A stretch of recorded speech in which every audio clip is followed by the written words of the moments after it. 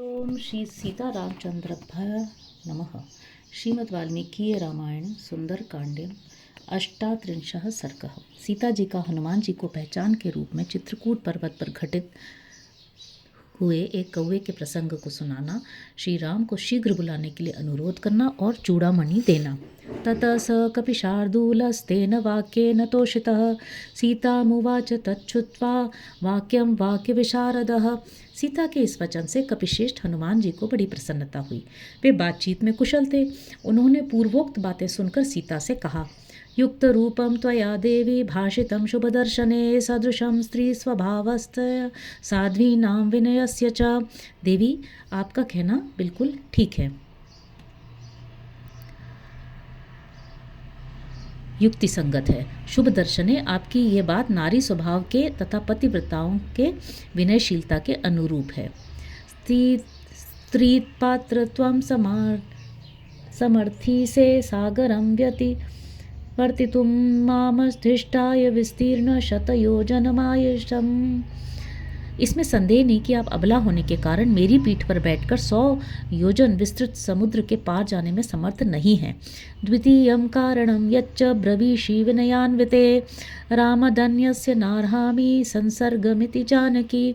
एतत्ते देवि सदृशं पत्यास्तस्य महात्मनः काह्यान्या त्वया त्वामृते देवी ब्रूयाद वचनमीदृशम्। जनक नंदिनी, आपने जो दूसरा कारण बताते हुए कहा है कि मेरे लिए श्री रामचंद्र जी के सिवा दूसरे किसी पुरुष का स्वेच्छा पूर्वक स्पर्श करना उचित नहीं है, आपके ही योग्य है। देवी, महात्मा श्री राम की धर्म पत्नी के मुख से ऐसी बात निकल सकती है। आपको छोड़कर दूसरी कौन सी स्त्री ऐसा वचन कह सकती है। श्रोष्यते चैव काकुत्स सर्वनिर्वशेषतः चेष्टितं यत्त्वया देवी भाषितं च ममाग्रतः। देवी, मेरे सामने आपने जो पवित्र चेष्टाएं की और जैसी जैसी उत्तम बातें कही हैं, वे सब पूर्ण रूप से श्री रामचंद्र जी मुझसे सुनेंगे। कारणैर्बहुभिर्देवी राम प्रिय चिकीर्षया स्नेह प्रस्कन्न मनसा तत् समुदीरतम।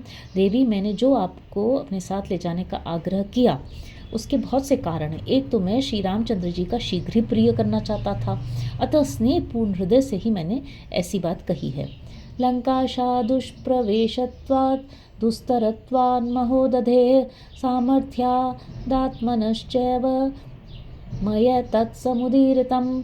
दूसरा कारण यह है कि लंका में प्रवेश करना सबके लिए अत्यंत कठिन है। तीसरा कारण है महासागर को पार करने की कठिनाई। इन सब कारणों से तथा अपने में आप को ले जाने की शक्ति होने से मैंने ऐसा प्रस्ताव किया। इच्छामि त्वां सम्मानेतुम् अत्यैव रघुनंदना गुरुस्नेहेन भक्त्या च नान्यथा तत्तुताहुतम्। मैं आज ही आपको श्री रघुनाथ जी से मिला देना चाहता था। अतः अपने परमाराध्य गुरु श्री राम के प्रति स्नेह और आपके प्रति भक्ति के कारण ही मैंने ऐसी बात कही थी, किसी और उद्देश्य से नहीं। यदि नोत्सह से पातुं या यदि नोत्सह ते सहसे यातुं मया सार्धमनिन्दिते अभिज्ञानं प्रयच्छ त्वं जानीयाद् राघवो हि यत्। किंतु सती साध्वी देवी, यदि आपके मन में मेरे साथ चलने का उत्साह नहीं है तो आप अपनी कोई पहचान ही दे दीजिए, जिससे श्री रामचंद्र जी ये जान ले कि मैंने आपका दर्शन किया है। एवमुक्त्वा हनुमता सीता सुरसुतोपमा उवास वचनं मंदं बाष्पग्रदिताक्षरम। हनुमान जी के ऐसा कहने पर देवकन्या के समान तेजस्वी सीता अश्रुगत वाणी में धीरे धीरे इस प्रकार बोली। हृदं श्रेष्ठमभिज्ञानं ब्रूयास्त्वं तु मम प्रियं शैलस्य चित्रकूटस्य पादे पूर्वोत्तरे पदे तापसाश्रमवासिन्याः प्राज्यमूलफलोदके तस्मिन् सिद्धाश्रिते देशे मन्दाकिन्य विदूरतः तस्योपवनखण्डेषु नानापुष्पसुगन्धिषु विहृत्य सलिले क्लिन्नो ममाङ्के समुपाविशः। वानरश्रेष्ठ, तुम मेरे प्रियतम से उत्तम पहचान बताना। नाथ, चित्रकूट पर्वत के उत्तर पूर्व वाले भाग पर जो मंदाकिनी नदी के समीप है तथा जहाँ फल मूल और जल की अधिकता है, उस सिद्ध सेवित प्रदेश में तापसाश्रम के भीतर जब मैं निवास करती थी, उन्हीं प्रकार नाना प्रकार के फूलों की सुगंध से वासित उस आश्रम के उपवनों में जल विहार करके आप भीगे हुए आए और मेरी गोद में बैठे। ततो मांससमायुक्तो वावयसः परतुण्डयत् तमहं लोष्टमुद्यम्प वारयामि स्म वायसं द्वास्यं च स च मां काकस्तत्रैव परिलीयते न चाप्युपारमन्मासात् भक्षार्थी बलिभोजनः। तदनंतर किसी दूसरे समय एक मांस लोलुप कौआ आकर मुझ पर चौंच मारने लगा। मैंने ढेला उठाकर उसे हटाने की चेष्टा की, परंतु वो बार बार चौंच मारकर कौआ वहीं कहीं छिप जाता था। उस बलि भोजी कौवे को खाने की इच्छा थी, इसलिए वो मेरा मांस नोचने से निवृत्त नहीं होता था।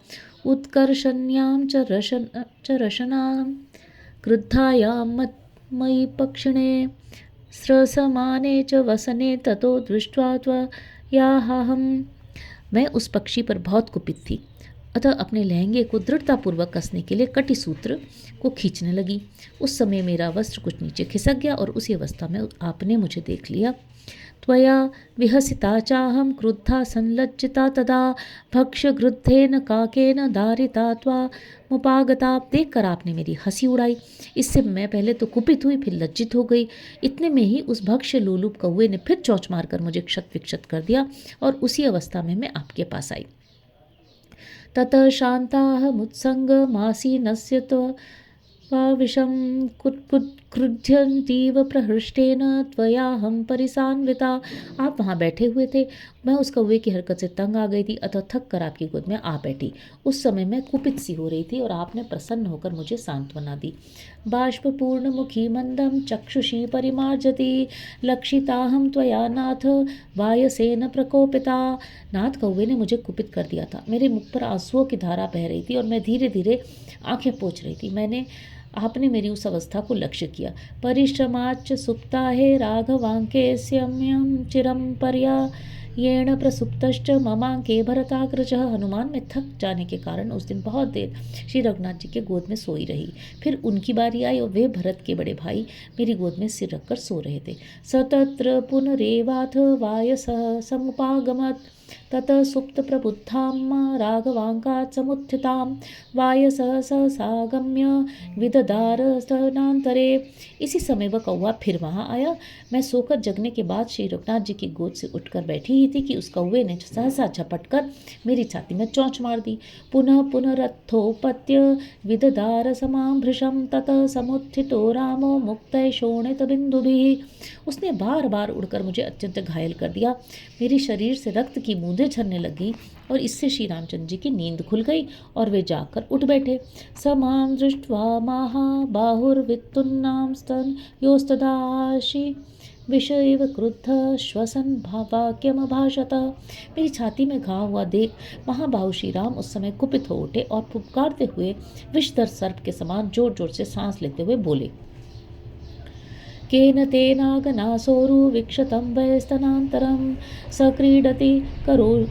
क्रीडति सरोषेण पंचवक्त्रेण भोगिना। हाथी की सूंड के समान जांघों वाली सुंदरी, किसने तुम्हारी छाती को क्षत विक्षत किया है? कौन रोष से भरे हुए 5 मुख वाले सर्प के साथ खेल रहा है? वीक्ष मानस्ततस्तस्तं वैवायसं समवैक्षत नखै सरुधिरैस्तीक्ष्णैर्मामेवाभिमुखं स्थितम्।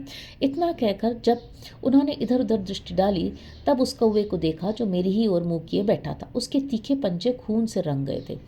पुत्रः किल स शक्रस्य वायसः पततां वरः धरान्तरं गतः शीघ्रं पवनस्य गतौ समः। वह पक्षियों में श्रेष्ठ कौवा इंद्र का पुत्र था। उसकी गति वायु के समान तीव्र थी। वह शीघ्र ही स्वर्ग से उड़कर पृथ्वी पर आ पहुंचा था। ततस्तस्मिन् महाबाहु कोप संवर्तिते क्षणः वायसे कृतवान् कुरूणां मतिमतां वरः। उस समय बुद्धिमानों में श्रेष्ठ महाबाहु श्री राम के नेत्र क्रोध से घूमने लगे। उन्होंने उस कौवे को कठोर दंड देने का विचार किया। सदर्भ संस्तरात्ग्रहा ब्रह्मणोस्त्रेण योजयत् सदीप्त इव कालाग्निर्ज्वालाभिमुखो द्विजम्। श्री राम ने कुश की चटाई से कुश निकाला और उसे ब्रह्मास्त्र के मंत्र से अभिमंत्रित किया। अभिमंत्रित करते ही वह कालाग्नि के समान प्रज्वलित हो उठा। उसका लक्ष्य वह पक्षी ही था। सतं प्रदीप्तं चिक्षेप दर्भतं वायसं प्रति ततस्तु वायसं दर्भः सोमवरेणुजगामः। श्री रघुनाथ जी ने वह प्रज्वलित कुश उस कौवे की ओर छोड़ा, फिर तो वह आकाश में उसका पीछा करने लगा। अनुसृष्टस्तदा काको जगाम विविधां गतिम त्राणकामिमं लोकम सर्ववैविचचारः। वह कौवा कई प्रकार की उड़ानें लगाता अपने प्राणों को बचाने के लिए इस संपूर्ण जगत में भागता फिरा, किंतु उस बाण ने कहीं भी उसका पीछा न छोड़ा। सपित्रा च परित्यक्तः सर्वैश्च परमर्षिभिः त्रिलोकान् संपरिक्रम्य तमेव शरणं गतः। उसके पिता इंद्र तथा समस्त श्रेष्ठ महर्षियों ने भी उसका परित्याग कर दिया। तीनों लोकों में घूमकर अंत में वह पुनः श्री राम की ही शरण में आया। सतम निपतितं भूमौ शरण्य शरणागतं वदार्हमपि काकुत्स कृपया पर्यपालयत। रघुनाथ जी शरणागत वत्सल हैं। उनकी शरण में आकर जब वह पृथ्वी पर गिर पड़ा तब उन्हें उस पर दया आ गई, अतः वध के योग्य होने पर भी उस कौवे को उन्होंने मारा नहीं, उबारा। परिघुनं विवर्णं च पतमानं तमब्रवीत् मोघमस्त्रं न शक्यं तु भ्रामं कर्तुं तदुच्यताम्। उसकी शक्ति क्षीण हो चुकी थी और वह उदास होकर सामने गिरा था। इस अवस्था में उसको लक्ष्य करके भगवान बोले, ब्रह्मास्त्र को तो व्यर्थ किया नहीं जा सकता, अतः बताओ इसके द्वारा तुम्हारा कौन सा अंग भंग किया जाए। ततस्तस्याक्षिकाकस्य हिनस्ति स्म सदक्षिणं दत्वा तु दक्षिणं नेत्रं प्राणेभ्य परिरक्षितः। फिर उसकी सम्मति के अनुसार श्री राम ने उस अस्त्र से उस कौवे की दाहिनी आंख नष्ट कर दी। इस प्रकार दाया नेत्र देकर वह अपने प्राण बचा सका। स रामाय नयस्कृत्वा राज्ञे दशरथाय च विसृष्टस्तेन वीरेण प्रतिपेदे स्वमालयम्। तदनंतर दशरथ नंदन राजा राम को नमस्कार करके उन वीर शिरोमणि से विदा लेकर वह निवास स्थान को चला गया। मत्कृते काकमात्रेऽपि ब्रह्मास्त्रं समुदीरितं कस्मात् यो माहरत्वतः क्षमसे तम महीपते। कपिश्रेष्ठ, तुम मेरे स्वामी से जाकर कहना, प्राणनाथ पृथ्वीपते, आपने मेरे लिए एक साधारण अपराध करने वाले कौवे पर भी ब्रह्मास्त्र का प्रयोग किया था, फिर जो आपके पास से मुझे हर ले आया है उसको आप कैसे क्षमा कर रहे हैं। स कुरुष्व महोत्साहां कृपां मयि नरर्षभ त्वया नाथवती नाथ हानाथा इव दृश्यते। नरश्रेष्ठ, मेरे ऊपर महान उत्साह से पूर्ण कृपा कीजिए। प्राणनाथ, जो सदा आपसे सनाथ है, वह सीता आज अनाथ सी दिखाई देती है। आनुशंस्यं परो धर्मत् स्वत्त एव मया श्रुतं जानामि त्वां महावीर्यं महोत्साहं महाबलम। दया करना सबसे बड़ा धर्म है, यह मैंने आपसे ही सुना था। मैं आपको अच्छी तरह जानती हूँ। आपका बल, पराक्रम और उत्साह महान है। अपारवार मक्षोभ्यम गांभीर्यात् सागरोपमं भर्तारं ससमुद्राया धरण्या वासवोपमम्। आपका कहीं आर पार नहीं, आप असीम हैं। आपको कोई क्षुब्ध या पराजित नहीं कर सकता। आप गंभीरता में समुद्र के समान हैं, समुद्र पर्यंत सारी पृथ्वी के स्वामी हैं तथा इंद्र के समान तेजस्वी हैं। मैं आपका प्रभाव जानती हूँ। एवमस्त्रद्विदां श्रेष्ठो बलवान सत्ववान अपि किमर्थमस्त्रं रक्षसु न योजयसि राघव। रघुनंदन, इस प्रकार अस्त्रवेत्ताओं में श्रेष्ठ, बलवान और शक्तिशाली होते हुए भी आप राक्षसों पर अपने अस्त्रों का प्रयोग क्यों नहीं करते हैं। न नागा नापि गंधर्वा न सुरा न मरुद्रणा रामस्य समरे वेगम शक्ताः प्रतिसमीहितुम्। पवन कुमार, नाग, गंधर्व, देवता और मरुदगण कोई भी समरांगण में श्री रामचंद्र जी का वेग नहीं सह सकते। तस्य वीर्यवतः कच्चित् यद्यस्ति मयि संभ्रमः किमर्थ न शरैस्तीक्ष्णैः क्षयं नयति राक्षसान्। उन परम पराक्रमी श्री राम के हृदय में यदि मेरे लिए कुछ व्याकुलता है तो वे अपने तीखे सहायकों से इन राक्षसों का संहार क्यों नहीं कर डालते। भ्रातुरादेशमादाय लक्ष्मणो वा परन्तपः कस्य हेतोर्न मां वीरः परित्राति महाबलः। अथवा शत्रुओं को संताप देने वाले महाबली वीर लक्ष्मण ही अपने बड़े भाई की आज्ञा लेकर मेरा उद्धार क्यों नहीं करते हैं। यदि तव पुरुष व्याघ्रौ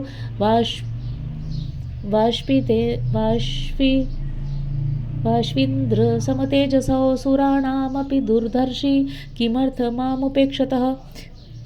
वे दोनों पुरुष सिंह वायु और इंद्र के समान तेजस्वी हैं।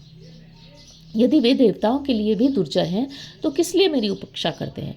ममैव दुष्कृतं किंचिन महदस्ति न संशयः समर्था वपि तौ यन्मां नावेक्षेते परंतपौ।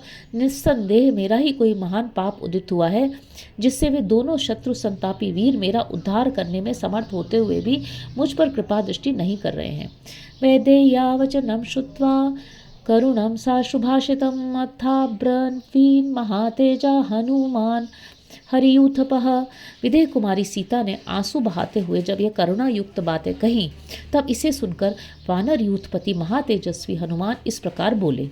त्वच्छोक विमुखो रामो देवी सत्येन ते शपे रामे दुःखाभिपन्ने तु लक्ष्मण परितप्यते।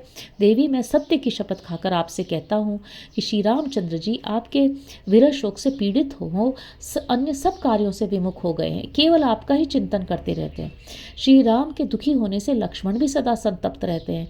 कथनचित भवती दृष्टा न काल परिशोचितुम इमं मुहूर्तम दुःखानामन्तं द्रक्ष्यसि शोभने।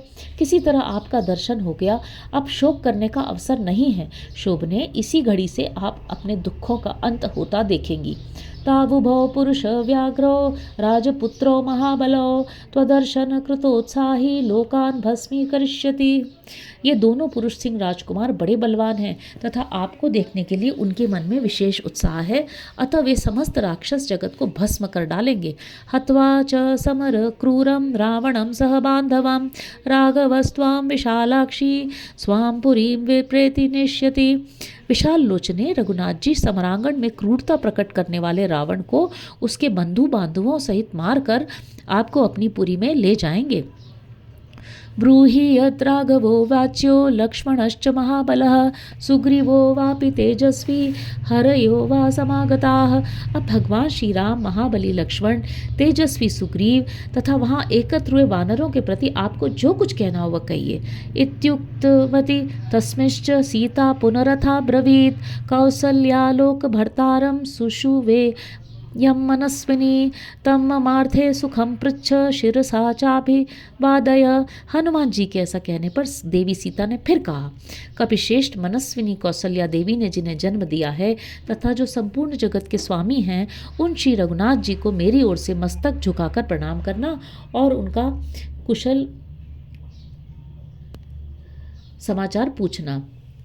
सृजनश्च सर्वरत्नानि प्रिया याश्च वरांगना ऐश्वर्यं च विशालायां पृथ्वीव्यामपि दुर्लभम् पितरं मातरं चैव सम्मान्याभिप्रसाद्य च अनुप्रव्रजितो रामं सुमित्रायेन सुप्रजाः आनुकूल्येन धर्मात्मा त्यक्त्वा सुखमनुत्तमम् अनुगच्छति काकुत्सं भ्रातरं पालयन् वने सिंहस्कन्धो महाबाहुर्मनस्वी प्रियदर्शनः पितृव्रत वर्तते रामे मातृवन्मां समाचरत् हीयमाणां तदा वीरो न तु मां वेद लक्ष्मणः वृद्धोपसेवि लक्ष्मीवान् शक्तो न बहुभाषिता राजपुत्रप्रियश्रेष्ठः सदृशः श्वशुरस्य मे मत्तः प्रियतरो नित्यं भ्राता रामस्य लक्ष्मणः नियुक्तो धुर्यस्यां तु तामुदहति वीर्यवान् यं दृष्ट्वा राघवो नैव वृत्तमार्यमनुस्मरत् स ममार्थाय कुशलं वक्तो वचनान् मम मृत्युनित्यं शुचिर्दक्षः प्रियो रामस्य लक्ष्मणः यथा हि वानरश्रेष्ठः दुःखक्षयकरो भवेत्। तत्पश्चात विशाल भूमिमंडल में जिसका मिलन कठिन है, ऐसे उत्तम ऐश्वर्य का, भांति भांति के हारों, सब प्रकार के रत्नों तथा मनोहर सुंदरी स्त्रियों का भी परित्याग कर पिता माता को सम्मानित एवं राजी करके जो श्री रामचंद्र जी के साथ वन में चले आए, जिनके कारण सुमित्रा देवी उत्तम संतान वाली कही जाती हैं, जिनका चित्त सदा धर्म में लगा रहता है, जो सर्वोत्तम सुख को त्याग कर वन में बड़े भाई श्री राम की रक्षा करते हुए सदा उनके अनुकूल चलते हैं, जिनके कंधे सिंह के समान और भुजाएं बड़ी बड़ी हैं, जो देखने में प्रिय लगते हैं और मन को वश में रखते हैं, जिनका श्री राम के प्रति पिता के समान और मेरे प्रति माता के समान भाव और बर्ताव रहता है, जिन वीर लक्ष्मण को उस समय मेरे हरे जाने की बात नहीं मालूम हो सकी थी, जो बड़े बूढ़ों की सेवा में संलग्न रहने वाले, शोभाशाली, शक्तिमान तथा कम बोलने वाले हैं, राजकुमार श्री राम के प्रिय व्यक्तियों में जिनका सबसे ऊंचा स्थान है, जो मेरे ससुर के सदृश पराक्रमी हैं, और श्री रघुनाथ जी का जिन छोटे भाई लक्ष्मण के प्रति सदा मुझसे भी अधिक प्रेम रहता है, जो पराक्रमी वीर अपने ऊपर डाले हुए कार्यभार को बड़ी योग्यता के साथ वहन करते हैं, और जिन्हें देखकर श्री रघुनाथ जी अपने मरे हुए पिता को भी भूल गए हैं, अर्थात जो पिता के समान श्री राम के पालन में दत्त चित्त रहते हैं, उन लक्ष्मण से भी तुम मेरी ओर से कुशल पूछना, और वानर श्रेष्ठ मेरे कथनानुसार उनसे ऐसी बातें कहना जिन्हें सुनकर नित्य कोमल, पवित्र, दक्ष तथा श्री राम के प्रिय बंधु लक्ष्मण मेरा दुख दूर करने को तैयार हो जाएं। त्वमस्मिन् कार्य निर्वाहे प्रमाणं हरियूथप राघवस्व माराम फान्मयी यत्न परो भवेद। वानर यूथपते अधिक क्या कहूँ, जिस तरह कार्य सिद्ध हो सके वही उपाय तुम्हें करना चाहिए। इस विषय में तुम ही प्रमाण हो, इसका सारा भार तुम्हारे ही ऊपर है। तुम्हारे प्रोत्साहन देने से ही श्री रघुनाथ जी मेरे उद्धार के लिए प्रयत्नशील हो सकते हैं। इदम ब्रूयाश्च मे नाथम शूरम रामम पुनः पुनः जीवितम धारयिष्यामि मासम दशरथात्मज ऊर्ध्वम मासान्न जीवेयम सत्ये नाहम ब्रवीमि ते। तुम मेरे स्वामी शूरवीर भगवान श्री राम से बारंबार कहना, दशरथ नंदन, मेरे जीवन की अवधि के लिए जो मास नियत है उनमें से जितना शेष है उतने ही समय मैं जीवन धारण करूंगी। उन अवशिष्ट 2 महीनों के बाद मैं जीवित नहीं रह सकती। यह आपसे मैं सत्य की शपथ खाकर कह रही हूँ। रावणेनोपरुत्थामा निकृत्या पापकर्मणा त्रातुमर्हसि वीर त्वं पातलादेव कौशिकीं। वीर पापचारी रावण ने मुझे कैद कर रखा है, अतः राक्षसियों द्वारा शठतापूर्वक मुझे बड़ी पीड़ा दी जाती है। जैसे भगवान विष्णु ने इंद्र की लक्ष्मी का पाताल से उद्धार किया था, उसी प्रकार आप मेरा उद्धार करें। ततो वस्त्रगतं मुक्त्वा दिव्यं चूड़ामणिं शुभं प्रदेयो राघवायेति सीता हनुमते ददौ। ऐसा कहकर सीता ने कपड़े में बधी हुई सुंदर दिव्य चूड़ामणि को खोलकर निकाला और उसे श्री रामचंद्र जी को दे देना, ऐसा कहकर हनुमान जी के हाथ पे रख दिया। प्रतिगृह्य ततो वीरो मणिरत्नमनुत्तमम् अंगल्या योजयामास न हास्य प्राभवद्भुजः। उस परम उत्तम मणि रत्न को लेकर वीर हनुमान जी ने उसे अपनी अंगुली में डाल लिया।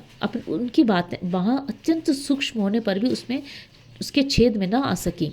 इससे जान पड़ता है कि हनुमान जी ने अपना विशाल रूप दिखाने के बाद फिर सूक्ष्म रूप धारण कर लिया था।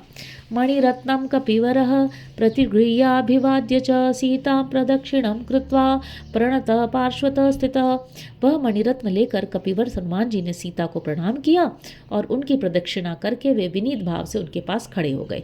हर्षेण महता युक्त सीता दर्शनजेन सह हृदयेन गतो राम लक्ष्मणं च सलक्ष्मणम्। सीता जी का दर्शन होने से उन्हें महान हर्ष प्राप्त हुआ था। वे मनी मन भगवान श्री राम और शुभ लक्षण संपन्न लक्ष्मण के पास पहुंच गए थे। उन दोनों का चिंतन करने लगे थे। मणिवर्मुपगृहातां महाय जनक नृपात्मजया धृतं प्रभावात् गिरिवर पवनावभूधूत मुक्तः सुखितमना प्रतिसंक्रमं प्रपेदे।